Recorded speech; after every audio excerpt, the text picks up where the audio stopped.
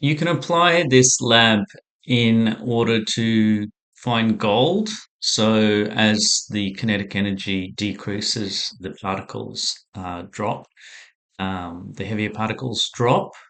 And so you can also apply it to catch fish, where there's a high amount of kinetic energy. There's like suckerfish when I was trying to catch one once in a river in another country, so we don't have them in Australia. And then maybe swordtails here higher up the stream where there's more kinetic energy, so they can't get predators, large fish eating them, but you still need lower kinetic energy, like a little pocket where they can rest.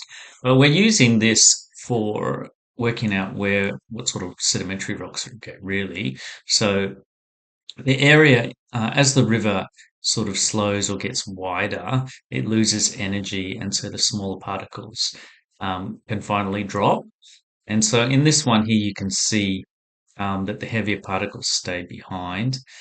So higher up, there's the large particles, and then towards the end, there's much finer silt. So the kinetic energy is too high at the start. We'll get more sandstone, and then when the kinetic energy drops off, it's more siltstone or shale.